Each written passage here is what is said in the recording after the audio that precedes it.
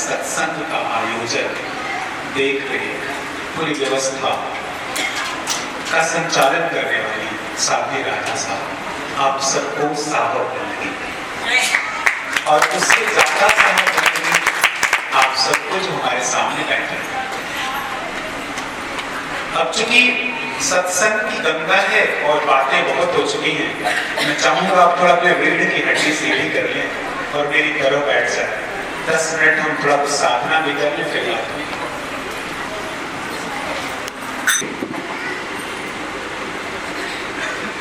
और फिर धीरे धीरे उसे छूट, फिर से एक बार लंबी गहरी सांस और फिर उसे छोड़ देंगे।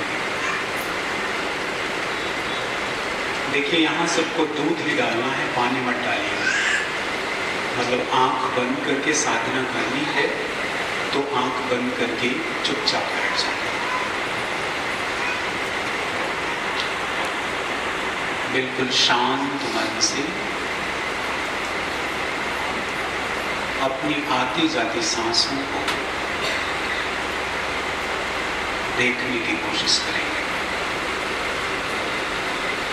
शरीर एकदम स्थिर, भावनाओं का जो प्रवाह चल रहा है उसी को स्थिर करेंगे।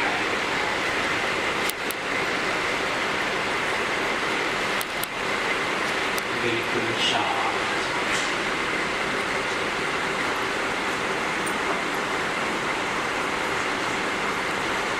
और यदि मन में कोई वृत्ति चल रही है, कोई विचार चल रहा है, तो उस विचार को देखने की कोशिश करेंगे।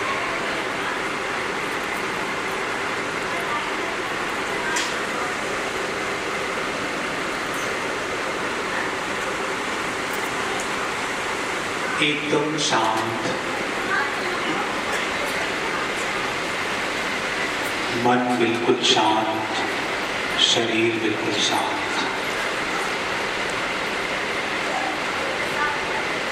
सिर्फ सांसों को देखते रहना है और सांसों को देखते हुए अपने साथ रहना है।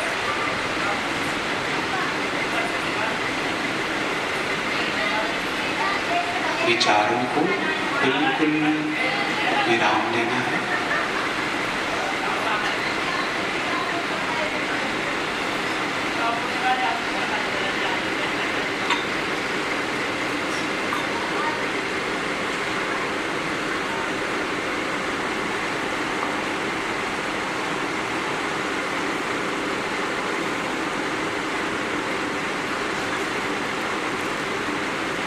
एकदम शांत।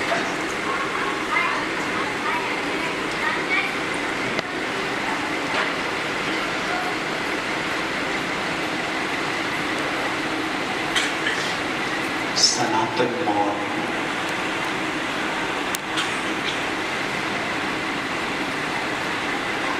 सांसों को देखते रहे।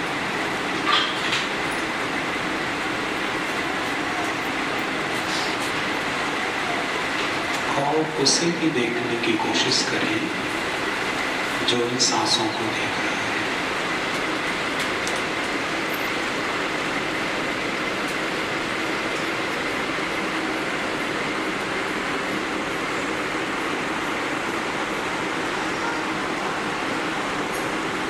इस क्रिया को करते हुए धीरे से अंदर अपने मुंह में अपनी जीभ को तालू से लगा लेंगे। जीभ को मोड़कर तालू से लगा लेंगे।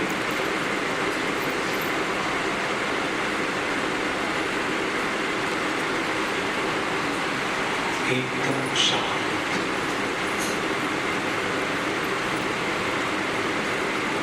और आपकी जीभा तालू के जिस भाग को छू रही है वहां पे अपने आप को ले जाएगी।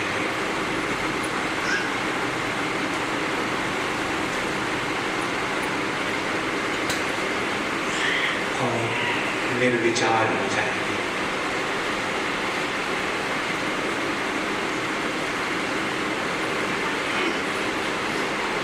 बिल्कुल शांत,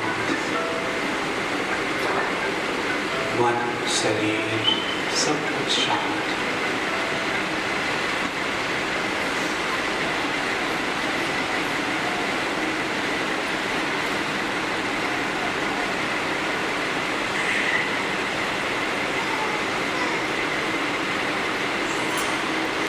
तो ये वाणी जो है ये निश्चित ही उसी का आह्वान है और वही हमारे रूप में बोल रही है। इसलिए आवश्यक हो जाता है कि हम ध्यान दें इस बात को। सत्संग का अर्थ सत्य की संगति करना तो है, साधुओं के साथ विद्वानों के साथ बैठना तो है। सत्संग में बैठने का एक आशय और है, वो है वह सब कुछ जला देना है जो आपका नहीं है। बहुत ध्यान से इस बात को समझें। वह सब कुछ खत्म कर देना है जो आपका नहीं है।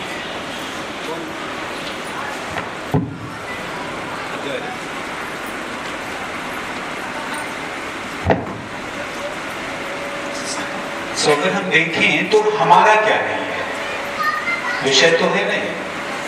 यहाँ बच्चे भी बैठे हैं, युवक भी बैठे हैं, वृद्ध भी बैठे हैं, सारे लोग बैठे हैं और सब जिज्ञासा के साथ बैठे हैं। तो ये जानना जरूरी हो जाता है कि हमारा क्या नहीं है। मैं इसे अक्सर इस बात को कहता हूं। अभी आप सबने सुना कि हम सत्संग में आते हैं, हमें प्रेम सीखना होता है, सत्य सीखना होता है, अहिंसा सीखनी होती है। कैसे? हम आज अपने जीवन में इतने उलझे हुए हैं कि हमने अपने स्वरूप को भुला दिया है। और हमने क्या किया? We have collected a lot of information from different sources. हम सबने बहुत सारी सूचनाएं एकत्रित कर ली और फिर हम उन सूचनाओं को ज्ञान की श्रेणी में रख देते हैं। सूचनाएं नहीं, साधना। असत्य नहीं, सत्य। कल किसी एक बड़े नवयुवक बच्चे ने मुझसे प्रश्न पूछा कि साहब आसक्ति और प्रेम में क्या अंतर है? नवयुवक बच्चा 12, 13, 14, 15 साल का होगा या थोड़ा और होगा। प्रेम और आसक्ति में अंतर क्या है? कबीर साहब तो कह रहे हैं ना कि प्रेम न बाड़ी उपजे, प्रेम न हाट बिकाय, राजा प्रजा जही रुचे, शीश ले ले।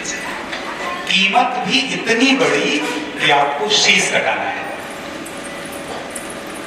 तो क्या शीश कटाने के बाद भी हम उसमें आसक्त नहीं हो जाएंगे?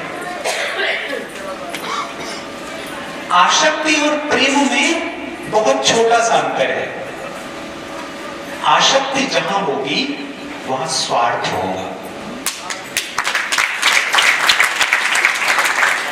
आसक्ति जहां होगी वहां कुछ पाने की चाह होगी।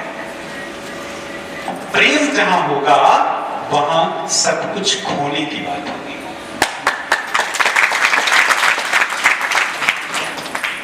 अगर किसी खूबसूरत पुष्प को देखकर, बागीचे में अगर कोई बहुत खूबसूरत पुष्प लगा है, उसे देखकर अगर तोड़ने का मन करे तो यह आसक्ति है। बहुत ध्यान से समझिएगा। बागीचे में लगे किसी फूल को देखकर अगर उसे प्राप्त कर लेने का मन में आए, ये उस पुष्प के प्रति आसक्ति है। लेकिन वो फूल उसी स्वरूप में बना रहे, इसलिए बागीचे को तोड़ने का मन करे, उसमें पानी डालने का मन करे, उसकी हरियाली बरकरार रहे, ये करने का प्रयास अगर मन में, वो प्रेम है।